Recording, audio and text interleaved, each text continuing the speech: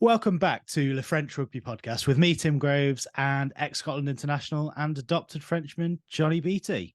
Loads to catch up on after a couple of weeks away over the festive period, and it's been busy in the top 14. Going to get a guest on to delve a bit deeper into one of your old clubs, Johnny, because Bayonne are flying at the moment. We'll get the lowdown on them from one of the key men. But how you doing? Are you refreshed after a nice Christmas break, Johnny? Is it a break? Are Christmas holidays a break for anyone? I'm not really sure. Refreshed, getting back, well rested now for 2023. Happy New Year, mate. You too. Christmas in Scotland was superb. Pantomimes, bit of cinema, some family time, babysitters readily available, a few hangovers and fun with friends. And you forget as well when you're back that like grandparents are scared of the kids being too cold. So you're back in Scotland, it's -5 outside. The heating's cranked up to 1,000,000 degrees. You're sweating, you're eating too much. But mate, it was amazing fun. Great to catch up with everyone. But also really nice to come home, to get back to France. The kids back to school. You forget how good is it when your kids go back to school. I know everyone looks forward to those holidays, but holy shit, absolute lifesaver. Them going back. And now a bit of time. Doddy is back, been jumping into that as well. Yes. Started up again, so was running on Monday, gymming Tuesday, football last night as well. Some old men in my village in France, absolutely shafted this morning. My body's screaming, but trying to do my bit. You can too, Tim. I'm not sure if you've downloaded anything yet, but you can download the app, as can you at home, donate £20, do a little bit of physical activity, engage in that. In January, look after yourselves and try and raise funds to find a cure for MND. So, mate, it's been good, a good break. Lovely to catch up with everyone, but also very nice to come back to normality. The kids go back to school and have a bit of a breath. What about you? New arrival, you'll be sleeping through the night, you'll be fine, refreshed, everything will be great. Jeez. More exhausted than when Christmas started, I can tell you that. But that's nothing new to anyone, I'm sure. And Doddy Aid, you're right. I'm signed up. I reckon I've got 1.5 miles in the bank so far. Is that good or not, Johnny? No? It does, mate. We don't care. I'm not logging my mile. It doesn't, like, the point is sign up, donate the £20. That is key. Do a little bit of physical activity, look after yourself, take care of your body in January through 6-week period and raise awareness. That's it. We've raised more money than we had at this stage already last year, which is absolutely phenomenal. The goal is going to get bigger and better and higher every year, because that was the nature of Doddy Weir himself, the man himself. But look, a little bit can go a long way. If you signed up last year, sign yourself back up. It's another £20 back in the pot to fundraise. And if you're new to it, sign up to any team. It doesn't matter which team, but just sign up, take part, look after yourself and donate something to a wonderful cause. You get a free tartan snood into the bargain as well. doddyaid.com. Download the app. What team are you a part of, Johnny? Barbarians, mate. So don't join that one because it's not winning, is it? If me and you are a part of it, we are not. Is there anyone better involved? Are they give them some help? We might be dragging them down a little bit with their standards because they are phenomenal. I think we finished second last year in the fundraise overall. And the fact that it is Scottish, this year is a Welsh element as well. But, you know, it's Edinburgh, Glasgow, North and Midlands, but Babaz is worldwide. We are worldwide. You and I both globetrotters that we are, Tim. So that's it. Anyone that listens to this pod further afield and you don't have a strong affiliation for Glasgow, Edinburgh, or the North and Midlands or the borders in Scotland, sign yourself up. You're a wild card. You're a barbarian now, and try and help us raise some funds. Sir Chris Hoy is a captain on the Edinburgh team, and I imagine he clocks up a hell of a lot of miles on the bike. So barbarians need all the help they can get. Exactly. Hey, I'm not captain. I'm not competing with Chris Hoy. Absolutely. We'll come on to the action on the pitch shortly. But there's been some massive news in the top 14 this week. Siya Kolisi is on his way to Racing next season. So what do you make of that, Johnny? Huge. Absolutely massive. You've got Wenceslas Laurie, who's probably going to retire at the end of this year. Bernard Leroux has been unfortunately hit by head knocks as well this season. So those two haven't featured as much as anyone would have liked. They've looked a little bit, I don't want to say passive, but less physical than they have in years past. Kolisi will add spades of enthusiasm, work rate, he'll dominate some collisions, and he brings a wealth of experience with him. Look, he's a World Cup winning leader. He'll fit straight into the top 14. He's a massive profile signing as well for the top 14 for the league. I'm not sure really that's a big effect on Racing.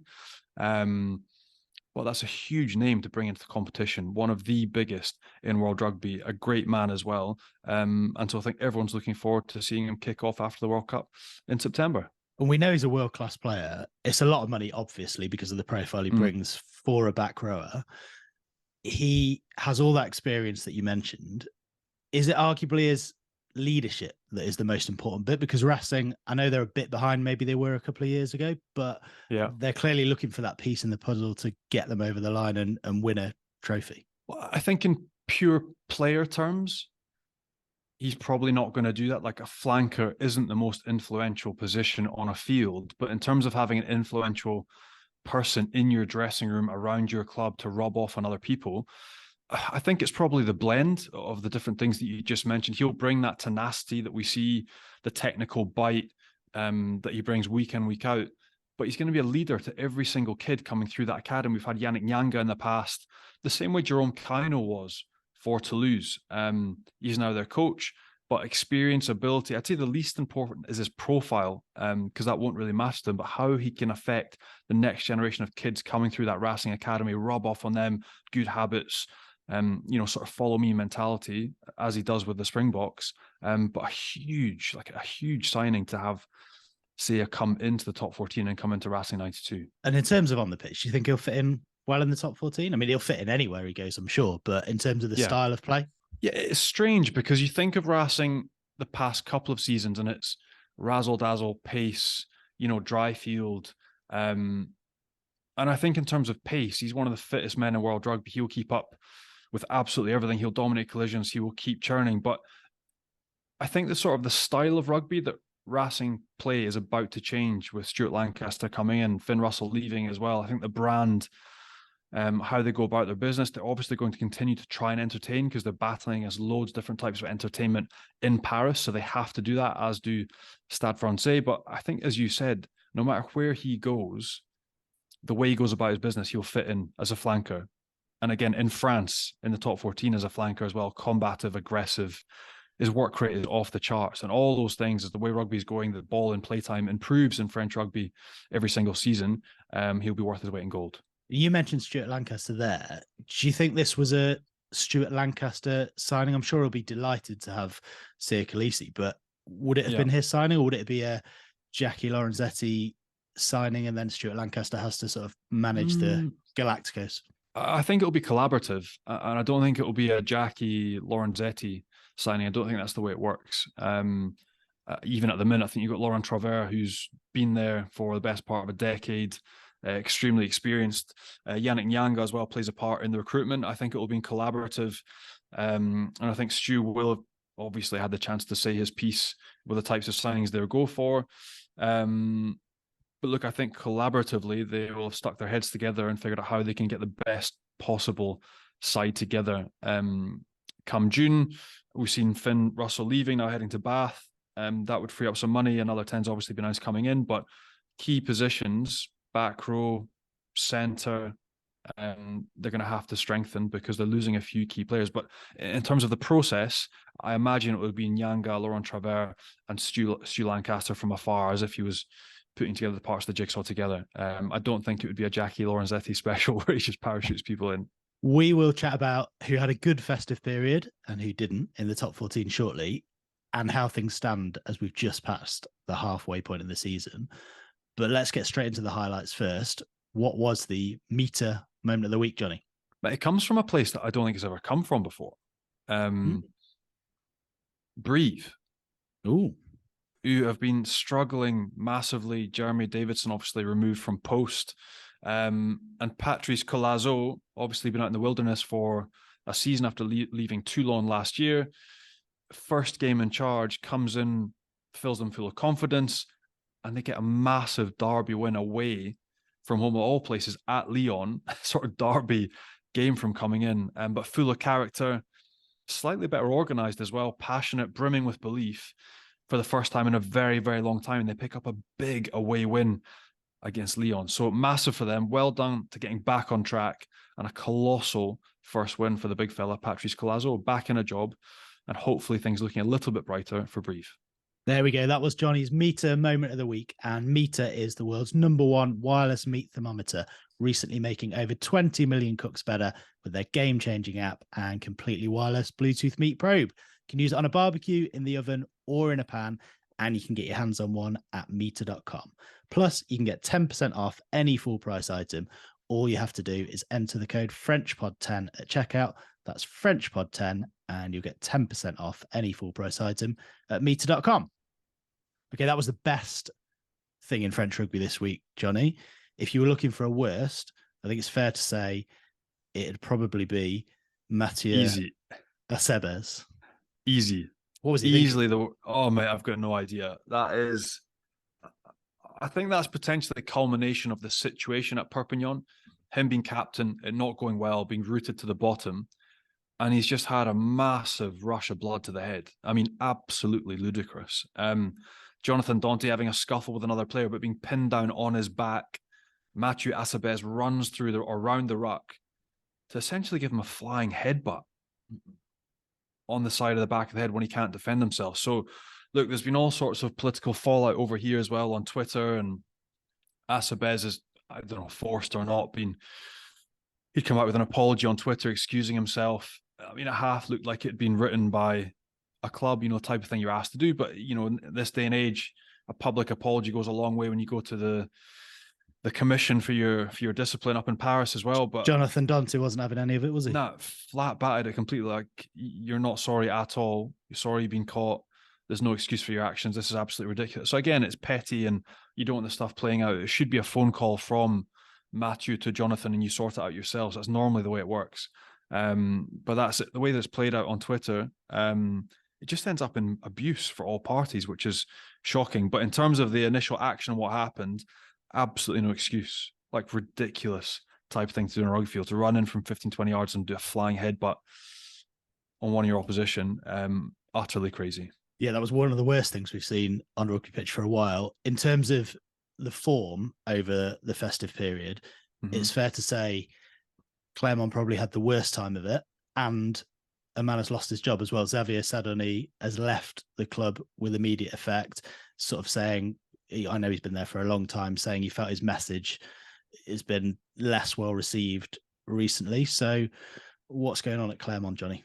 Look, I'm not sure if he's fallen on the sword there, or if that's been we need to find a fall guy, and that will be you. John O'Gibbs and Jared Payne have come in with big reputations, but they're a club in transition. Like, we've talked about this previously, with Benji when he was part of the pod more regularly as well. Para away, Lopez gone, Fofana, Rougerie, Jamie Cudmore, like the big names that you had, the artillery you had in the 2010s, that past decade, is gone, and they're having to rebuild like a lot of other clubs. Not a happy camp, shorn of confidence, and unfortunately it's Xavier Sardoni who has been forced out of the club. But for Clermont, like loads of other teams, they're kind of learning, and this is where, again, our guest might be able to tell us a little bit more, and from first-hand experience, Bayonne, who built a club on academy infrastructure, giving young kids game time in Pro D2. If you hadn't done that in the past 2-3 seasons, and you're then forced to throw everyone in the deep end, and you don't have the depth, you struggle. And that's where Clermont are right now. They were forced to release a statement this week, essentially apologizing to their fans for the state of the club. And look, it just doesn't look like an easy squad to be part of at the minute. John O'Gibbs and Jared Payne now have got a massive job to do, because they do have seriously talented players, but for whatever reason, they're just not gelling at the minute with the different areas of their game, and they're losing. And, there's the difference between losing and losing at home, which is the first time they've lost in a long time, but the manner of it as well, like completely outplayed. To lose with players playing in different positions, they look settled, they look comfortable in systems that work for them. They still dominated collisions and gain line, and it almost looked easy. So yeah, very difficult for Clermont, and a big job to get them if they're going to climb back into the right end of the table. Yeah, first time they lost at home to Toulouse in the league for 20 years, 2002, I think the last time was. You mentioned players in different positions. Antoine Dupont starting at fly half. I guess it doesn't matter to him, really, does it? Starting where you want. No, and it's not the first time, but the boy's got enough character, enough skill set, enough technical ability. I mean, there's a couple of things that looked a little bit off, but across the piece, you wouldn't really recognise that he wasn't the regular starting 10. His timing's good. He still comes onto the ball properly as a 10, gets his side moving forward. His communication is excellent. His kicking game, for the most part, at 10 as well, was superb. So he just picks up where he left off at 9 or at 10. He is a freak show, but we know that. No, he was absolutely excellent. And to add to Clermont's woes, announced over the festive period, Damien Penaud off to Bordeaux. Yeah, I'm still struggling to get my head around that. In that I thought he might leave, or there'd been murmurings for a long time. And it's a real bitter one for them to struggle because they've lost so much of their talent, because of age and different clubs and moving on for different experiences, like your Paras and your Lopez's for something at the end of their career. But Damien Penaud is the one guy that has shone bright for them over the past 4 or 5 seasons consistently. And if they were going to hammer down and say, we are going to be a winning club and look after our talent and keep everyone here, he would be the one guy everyone would be hoping would re-sign, and he hasn't. So Clermont, that's another difficult one to digest for their fans. They were really disappointed as well. But I still think it's a bit of an odd choice of club for him. He was being looked at for a long time. Reportedly, it was Toulouse and La Rochelle that were leading the chase. And for rugby reasons purely, they, for me, clearly are sort of head and shoulders above the rest. My gut feeling is that Bordeaux have made a ridiculous offer. He also had an offer that he said was essentially 5 times everyone else's offer from Japan that he rejected because he just said, look, it wasn't the right time. But I think Bordeaux will have had to stump up a crazy amount of money to get him there. I think Yannick Brou will have played a big part in bringing him as well. He was part of the French setup when Damien first started getting a few caps with the French side. So Yannick will have had an important part to play there as well. Allegedly, Radrada is on the way back after not having the happiest spell in the Premiership, a few injuries. So you think about the backline partnership they could form, but I don't know. My gut feel is that it was an odd choice, and that if he was going to go for pure rugby reasons and try and win something, it would have been Toulouse or La Rochelle that he would have headed to. But wish him all the best. Bordeaux, as we said before, decent foundations laid by Christophe Urios. Clearly, they've got a decent caliber of player within their ranks, and they should be aiming high. So he can only help that. They're splashing the cash and they'll look a bit different next season, Bordeaux, but they've done well over the festive period as well, haven't they? Well, they absolutely smashed Montpellier. Again, Montpellier, a few key injuries and not looking too settled themselves. But as we know, it's a marathon. It is not a sprint. But I think the manner of that one as well, going there with a fairly heavy, like by no means a second 15 and getting absolutely pumped 40 points to 10. Philippe Saint-Andre post-match reaction, not happy at all. Clearly disappointed in quite a few members of his camp, saying that he can't travel with them again. So that might be the last game they play. But it is amazing in such a short period of time. Christophe Urios leaving the club just over a month ago, and now clearly things are clicking. There was just a little bit of something not quite there, whether it was morale, whether it was something, a template that they were playing, but the coaches there haven't changed. The templates haven't changed or shifted much. A bit more player empowerment, a bit more player power. Confidence comes back, and that's an absolutely massive statement win against the champions of the league. We'll get our guest in a minute, but one of the massive recent success stories in the top 14, as we mentioned at the start, your old club Bayonne, Johnny, 5 wins and a draw in their last 7 games for a newly promoted side. I don't think anyone really saw that coming. So where has it come from? How have they done it?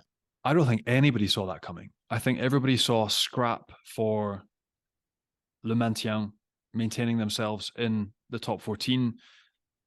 But now really, the past couple of weekends, they bobbed up between 4th and 5th. Like realistically now, if they continue, they've already played all the big dogs at home. If they continue to win their home games, there's a realistic chance that they qualify for the top 6 and they make European rugby, which would be absolutely insane for Cub coming from Pro D2 with the budget that they have, which isn't enormous. And I think the one X factor, well, there's been two parts to it for me.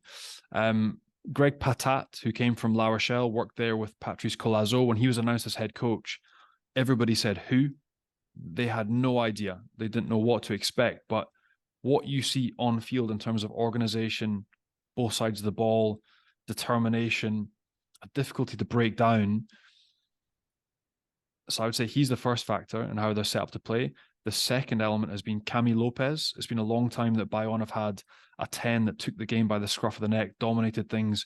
He's knocked over more drop goals than I think I've ever seen a 10 knock over at this stage of the season. The guy has been absolutely ridiculous. But the way he controls that side, you know, a team that operates with a decent scrum that absolutely dominated Toulon at the weekend, made them look like a national or like a an under-18 side. They absolutely smash them to bits. Their line-out operates at a decent level. They retain possession. They're combative on a gain line.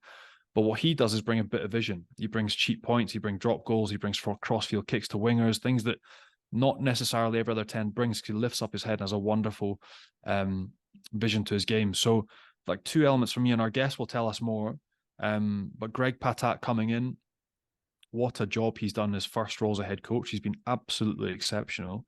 And Camille Lopez, a resurgence, coming back to where he grew up. He grew up just down the road, coming back to his home club, finishing hopefully on a high. But he has been absolutely phenomenal for the club in the first half of the season. Let's get the inside track now then, and we can have a chat with one of the driving forces behind Bayonne's rise up the top 14 table in recent weeks. South African back rower Uzair Cassiem joins us. How you doing? I'm good. Thank you. Thanks for having me on the podcast. We mentioned the rise at the table. You must be feeling good. 5 wins and a draw in the last 7 games for a newly promoted side. Doesn't get much better than that, does it? Yeah, obviously, it's kind of a fairy tale season for Bayonne, you know what I mean? And it's not often where a team comes up from Bordeaux and that's so great in the top 14. I think Johnny can be testament to that. And I think it's due to our structures and the team that we've built this season. It's a lot of new faces, a lot of new coaches, new project, you know. And I think it's that one thing of everybody's buying in, and everybody's believing in one thing in the project. And yeah, it's slowly but surely it's paying off. I mean, in terms of a place to live, it's absolutely phenomenal. I'm about 6 minutes up the road from your house, so I know exactly where you are. But coming from Llanelli, coming from South African rugby, Llanelli now here, you've almost become the shoo-shoo of the club. And not as an expression, but one of the most loved players at Bayonne. Number 8 shirt has become your own. At the end of every game, we see you dancing with the fans. They absolutely love dancing back with you. Just how much are you enjoying your rugby in this part of the world? No, I think, you know, it's due to as you grow older, you know, as time goes by, you realize that you can come to a point where you realize that, you know, you put so much emphasis on playing this perfect game and not setting a foot wrong, you know, that you forget about the external forces of the game. You know, what drives you to play and perform every week. You know, you've got the internal stuff and then there's the external stuff, you know. And it just clicks one day and you just think to yourself, but listen, there's a lot of people outside, you know, that come rain, sunshine, snow, buys the tickets, come to the stands, sit in the cold weather, hot weather, summer, you know, enjoying a pint or whatever they're drinking. And they just want to enjoy a game and see good rugby being played, you know. And the boys enjoying the rugby on the pitch. And when you realize that and think to yourself that they could have just sat at home, you know, warm, telly, warm cup of tea or coffee, whatever they want to drink, you know, and enjoy the game like that comfortably. And obviously then COVID hit, and then you actually do realize how much they mean to any team around the world. And yeah, since then I said, no, I'm just gonna enjoy on and off, you know. And obviously being on field, I know what to do, and off it, I just enjoy every aspect of the game. Yeah, so that's why you see me always having a smile after the game, having a chat, having a laugh. Great to see the feel-good factor, Johnny, because you obviously played for the club, and it hasn't always been that way in recent years, has it? It's weird, mate, because as a fan base, like for instance, the first time I played against Bayonne, I knew I wanted to play for Bayonne. So my first game was, again, I came over with Montpellier and I played there in the first Peña Bayonna, which is the hymn that they sing before the game, and you're not allowed to kick off the game until it starts. And I thought, holy shit, what is this? I want to be part of it. It's a beautiful part of the world, but the passion that the fans bring, I don't think I've experienced anything like it anywhere else in the world. Yeah, you hit the nail on the head there with a passion, you know. Like I said, once you experience it and you stand in the tunnel and you hear it, I swear to you, every single game, I can't get over it. I can't get over it. It's amazing. It's obviously the driving force behind the team, and when you see what it actually means to the fan base and the supporters, the 15, 23 players, what they mean to the supporters. You need to give back. You just feel obligated to give back. No, it's a massive external drive, and it is incredible. And that was even so when I was at the club, it was sort of a yo-yo period where we got promoted, I came, we got relegated, we battled in Pro D2, but they were there every single week, 16,000 people, sold out stadium, singing and shouting and trying to push that team back into the top 14. And I can only imagine now what that must be like with a team that so far is successful, producing a quality of rugby, is a joy to follow, and makes all these people happy. It must be exponentially better than when I was at the club. That must be the feeling that you guys have as a squad now, because it looks amazing. Yeah, it's like you can't actually put into words like what it does to the team. Every single game, when you hear it, when you're during the game, during the matches, you can hear them. They're close to you, they're next to you. They're behind you. They're just driving you to do that extra little bit more for the team. Where it's turnover or just getting us out of the shit. Yeah, and I absolutely love it. It's incredible. Another guy, speaking of getting you out of the shit, like something I speak to Torsten van Jarlsvet fairly frequently. We played together at Bayonne, and he talked about the importance of Camille Lopez, him arriving as well, his ability to drive you around the field and have the first quality 10 Bayonne have had in maybe a decade. Just how big a difference has he made since his arrival?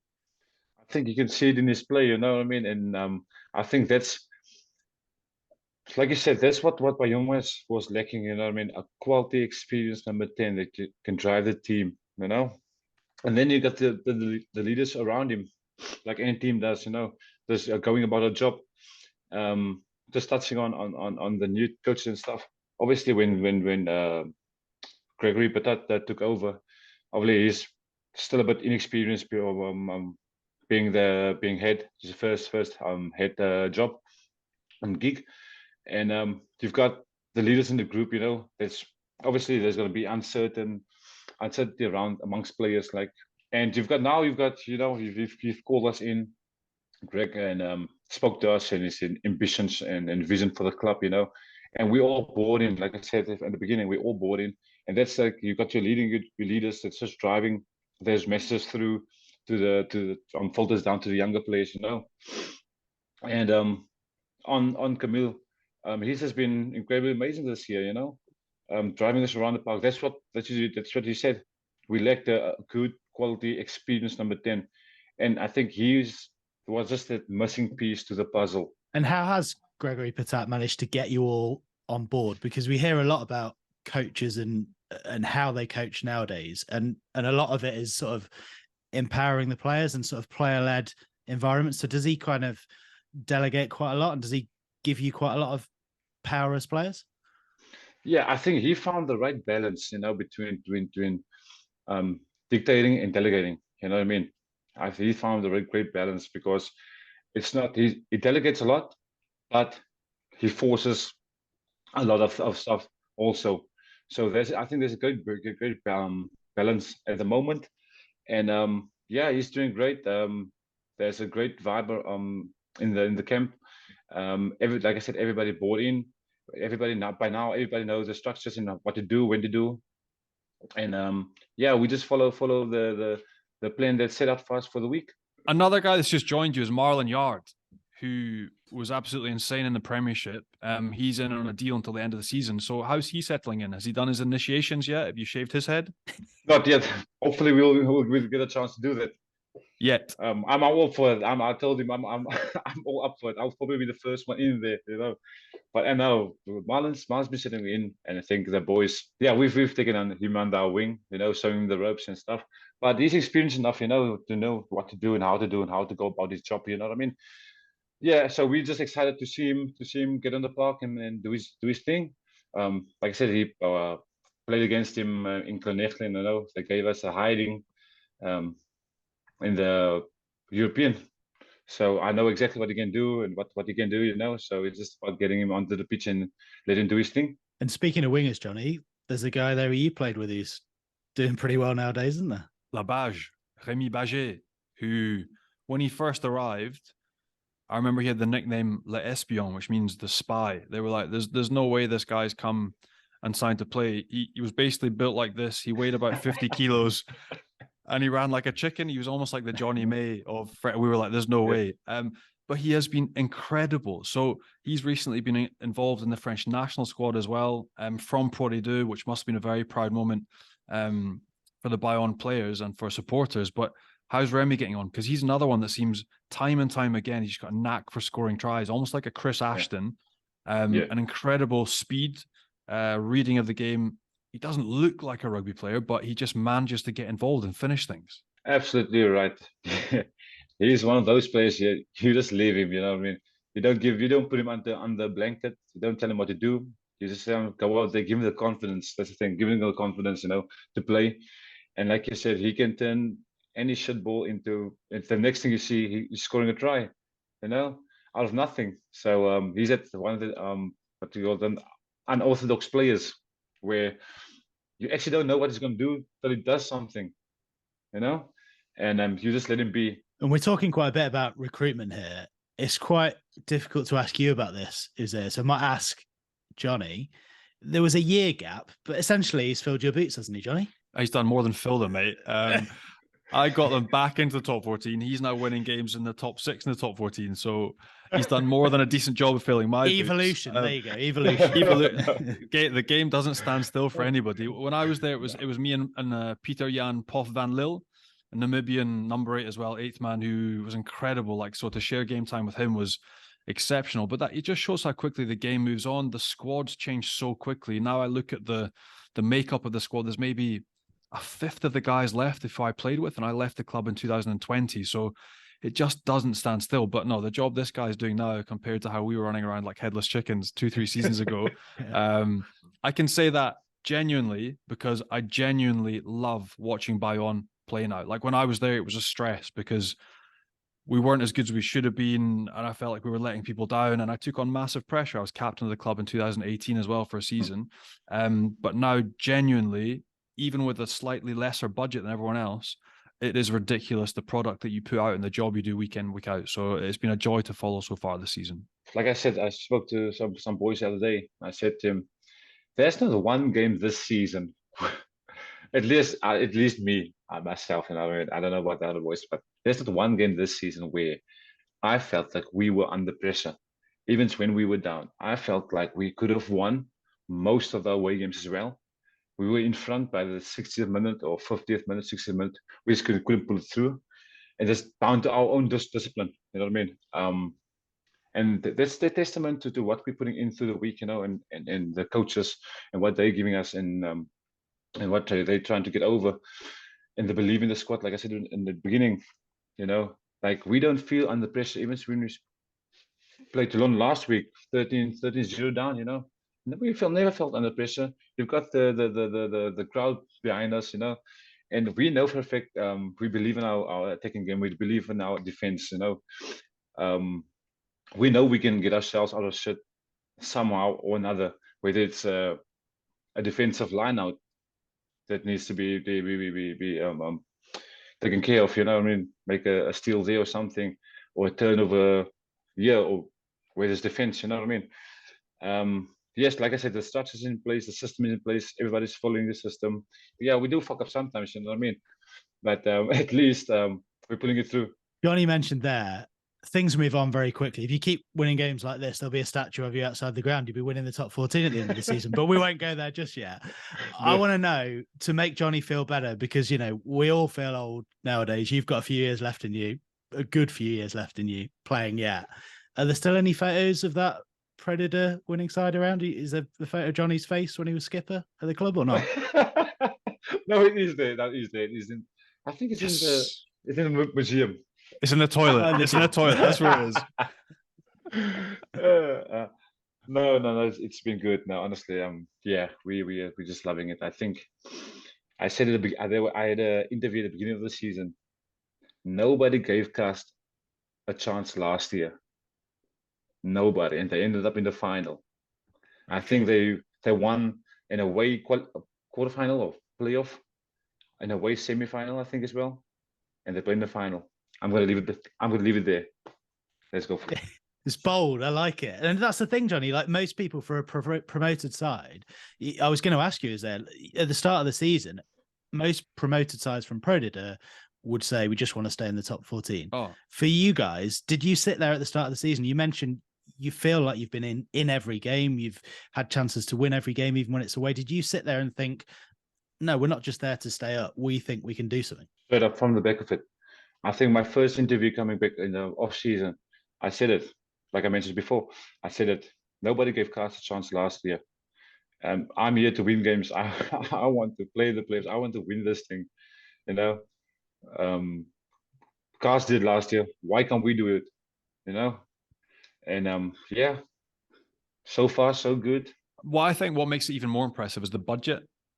So the masse salariale, as it's known over here, or like the salary cap, that's what makes it even more impressive, is that Cast probably have 50% more wage bill than you do. Stade Francais have 70% more than you. Like clubs have double your wage packets. That's what amazes me, is that the caliber of player might not be the superstar that you're playing against when you play against Toulon, but you still manage to cuff them at the weekend and come back from 13 points down, which you mentioned, which makes it more incredible. That's why I enjoy the story more, is that it's not just about player power and rock stars and finding the biggest talent you can and aligning them. It's about how do you come together as a team? How do you prepare properly? How do you play to your strengths? How do you believe in yourselves? Deal with those pressure moments. And realistically, if you look through your roster, you would say half of it could be Pro D2 caliber. The other half is top 14 caliber. But for whatever reason, your coaching staff and the key members of your leadership groups that you just mentioned are driving standards and dragging everything up. And what you get on field as a product is way above what you would normally accept for that level of budget in the top 14. And that's why I love watching it even more, because there's that underdog mentality that I have as a former member of the club, but a real drive that each game that you go and you play against a Cast, you play against a Toulon or a Racing, you turn them over. And that's why it's been even more special for all the fans. You haven't lost at home. So you've had all the big dogs already. You've had to lose. You've had Bordeaux. You've had Racing. All of these teams, Toulon at the weekend, have come and they've lost at Jean-Dauger against a team that has 50% of the wage capacity of the other sides. And that's why it's been even more special. I think that's why you're more loved than most other clubs in the top 14, because you have this special, ridiculous hymn at the start of games, which everybody loves, because you have a passionate support base that pushes you through every single game, because we have that underdog mentality. And yeah, it's just been really special so far. And I really hope, as you mentioned, that it does continue, because what a story it would be. You have a chip in a chair, you're in the top 6 right now, but what a story it would be to go on with 50% of the wages of other top 14 sides, to turn them over and win a top 14 after coming from Pro D2. It would be absolutely ridiculous. Yeah, that would be absolutely ridiculous. That would be phenomenal as well at the same time, you know. And like I said, I think I didn't like the way you say it. I know, like the underdog, you know. I don't like the underdog, because underdog category, because we go out every weekend to win games, not because nobody thinks we're gonna lose them or can't. We go out because we believe we can win them games, you know. And you've got like you said, the fighting spirit in the team. We fight for each other. We believe in each other. We believe in the structure and the systems that the coaches put out for us, you know. So the underdog, I'm not. It doesn't sit right with me. I will say, from as an outsider's perspective, externally, you would have been seen as underdogs at the start of the season. Now I don't think anybody sees you as underdogs. Yeah, I like that better. I take it back. Can agree I take on that. it back. It is interesting though, because hearing you both, you've experienced it firsthand. The stadium, the fans, oh mate, that is an X factor. It's an intangible that other clubs, even though there are some amazing stadiums in France, there are some brilliant home support. It seems like Bayonne is different for you. Is coming from South Africa, where rugby is like a religion. Wales, it's the national sport in Llanelli. Can you put your finger on how it's different? Is it the fact that it's a small place and everything is sort of focused around the rugby team? I think that's the thing. Everything's focused around the rugby team. I think I've played a lot of places, you know, a lot of stadiums, and nothing, even Cardiff Principality Stadium. I don't think comes near it. Probably second to it. Yeah, it's on the same, but it's phenomenal. Like they there, and the thing about it, right? You see the fans and the support base cheering you on, singing the hymn, the Pena Bayonne, and you get a feel of what this means to them, what this team means to them, you know. And you go out and you need to deliver, and they are so passionate. Even obviously Johnny can testament to this. When you walk in the streets and people just approaching you from nowhere and cheering you on and giving you good luck for the weekend, loads of them everywhere you walk, that's just testament to what it means to the town and the support base. Like I think Brief is going to be our 7th sold out stadium, and they built a new tribune as well. So it's just that cheering is echoes in, you can hear literally everything. And we see all the young boys cheering on and screaming their lungs out. It's amazing. It's amazing. Do you have to buy a beer ever in Bayonne? They just want to drag me to the pubs and stuff. I don't do this stuff because I'm Muslim, so I don't drink. But yeah, every time they see me, they want to take me along to the nearest pub or something. And I was like, Coke Zero, I'm fine, thank you. Let's go. We can have a chat. We can have a chat about Coke Zero. Doesn't matter what you drink, but if they're buying the drinks, then you go along. Yeah. You enjoy it. You go along. You enjoy it. Mate, how did your move to Bayonne come about? Because obviously you'd had a couple of awesome years with the Scarlets and previously played in South Africa. But how did that move come around, and how do you decide that you wanted to come over and play your rugby in France? So moving from South Africa to Clermont, I had the option of coming to France. Option Scarlets or France, and then so obviously speaking to a few of my friends that were that specific club.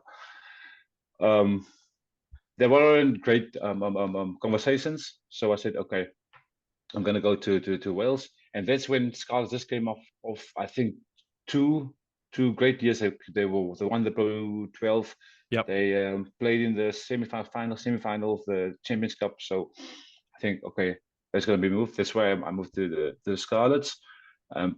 Enjoyed my time there. Made amazing, a lot of friends, amazing people, and my 3rd year. So this is clarify. Greg is my 5th coach in 5 years. So I get 5. Just think about it. 5 different coaches in 5 years, right?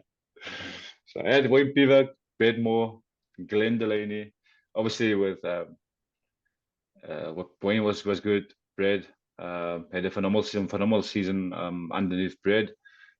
Glenn took over.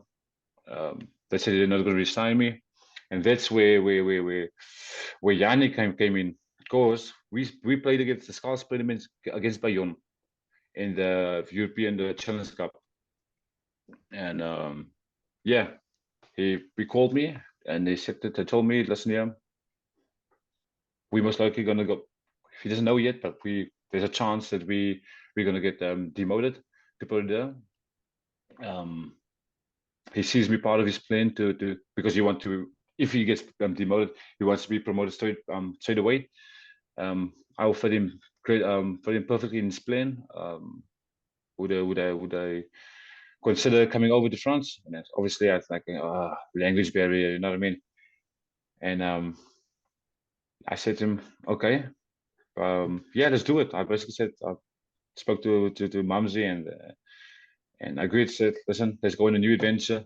It's going to be something totally different, but let's go experience it. Obviously, like you got this only one career. It doesn't last long. Just before you know it, it's over. You know what I mean? So why not do it?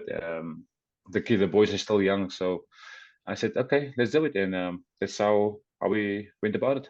And how did you feel when you had that conversation about going to the second tier in France as opposed to the top 14? Because Johnny knows what it's like down there. It can be tough. It's obviously from other countries' perspective around the world, it's the best second tier there is. So it's amazing. But for you, that's obviously a consideration, right? Yeah. Obviously, you want to be playing at the top level for the longest time, every year.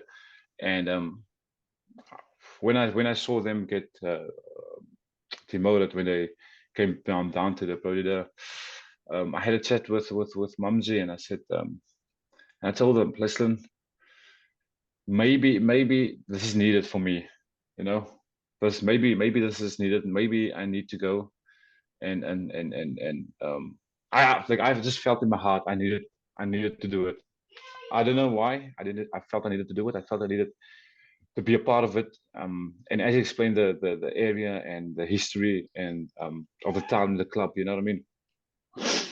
I just felt in my heart this is going to be the right thing to do. Trying to get him back up. And then for the body as well, just a little bit of a breathing space, and then we can crack on about it again. And it worked out perfectly. So. And we were chatting earlier about Siya Kolisi moving to Racing. You've played with him. So what makes him so special? And what's he like as a leader behind the scenes? Siya's, to put into words, right? If you meet Siya and if you speak to him, right? He's the most down-to-earth guy out there. He's not on top of. He doesn't count himself as a top dog, none whatsoever. But his actions on the field speaks volumes. And there was a period, like we all go through the periods where your form is a slight dip in form. You know what I mean? But the way he carries himself, he speaks when he needs to speak, and he speaks and he says the right thing at the right time. And everybody listens because it's the truth. And that's the thing. And on the field, his action speaks for himself. And off the field, the players respect him. And how do you think he'll fit into the top 14? The rugby, the style that's played over here. Do you think he'll fit in straight away? I honestly think he'll fit in straight away.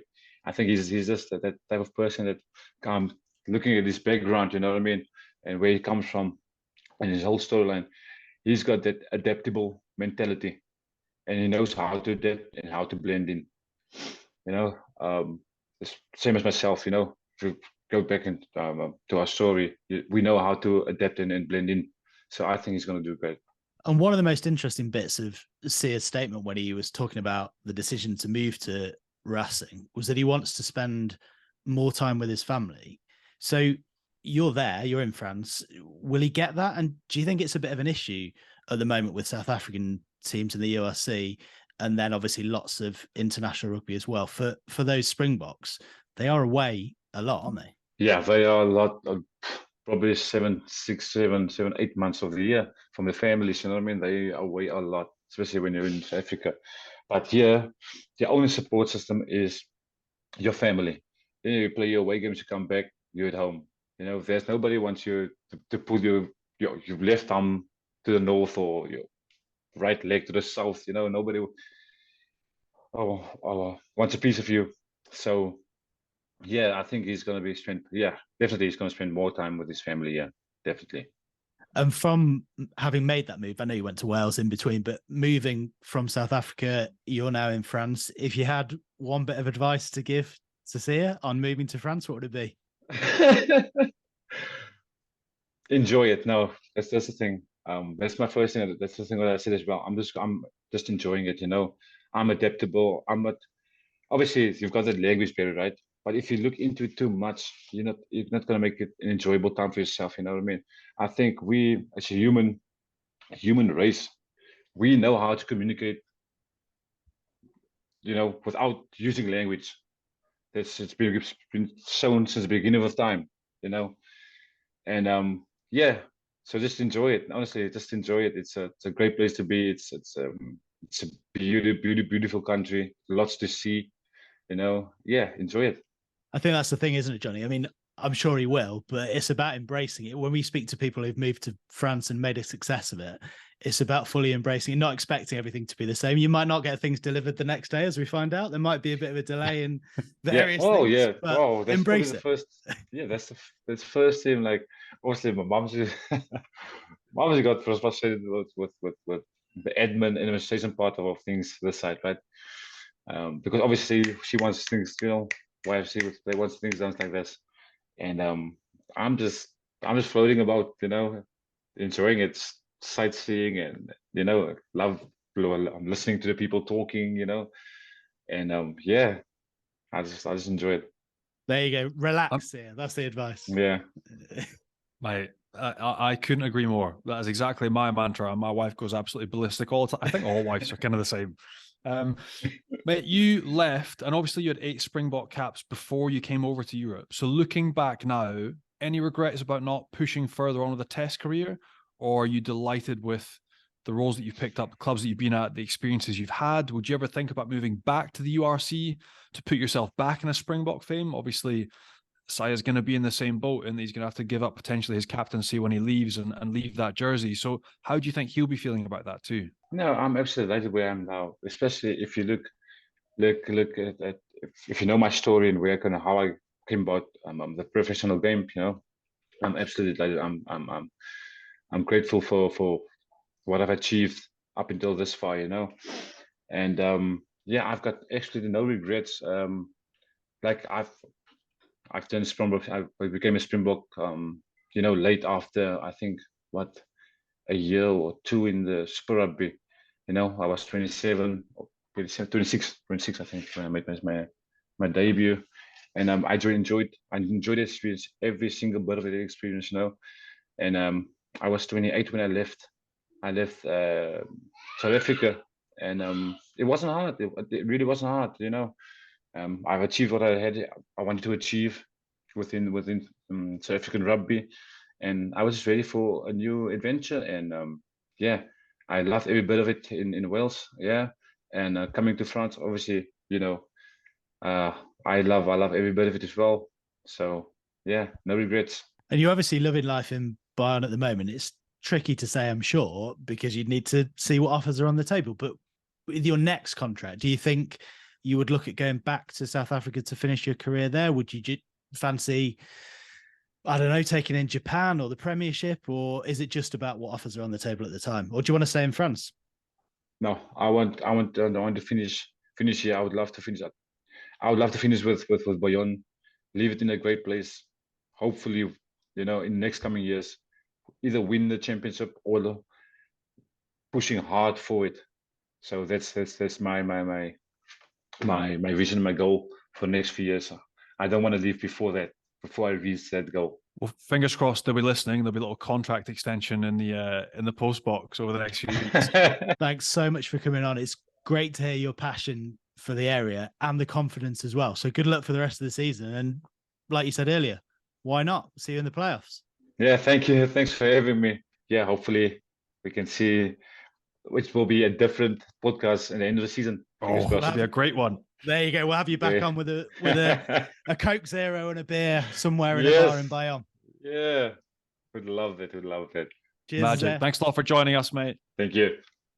There we go, Johnny. I think he's, apart from you, obviously, the first Bayonne player we've had on, isn't he? And confident.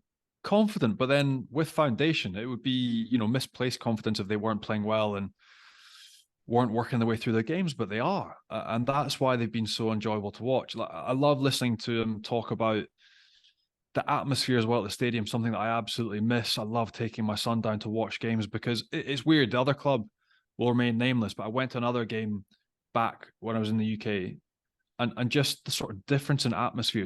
It's like watching a completely different sport. Just the volume, the chants, the carnival, the bands, the way the sort of crowd interaction almost works over here in France. And that's why Bayonne are almost, they're sort of widely known as everyone's second favorite team. So if you're not a Bayonne supporter, everybody sort of punches for Bayonne because they have this amazing atmosphere, game day environment, and a great part of the world, which it is. That's why I decided to stay. But yeah, great to see how it's evolving. There's a couple of key men that we mentioned, Camille, Lopez, Greg, Patat, obviously taking things by the scruff of the neck and really driving the standards of the club from the performance element. And that's been superb to see. Again, it'll be a difficult game for them this weekend. We didn't really get into the sort of the depths of the squad, but I'd say the only difficulty for them is going to be when they pick up injuries. If they pick up 1, 2, 3 injuries, we talked about the depth that isn't really there. They look to youth, it becomes much more difficult. But for the minute, delighted to see him, how he's playing, delighted to see the squad, how they are operating.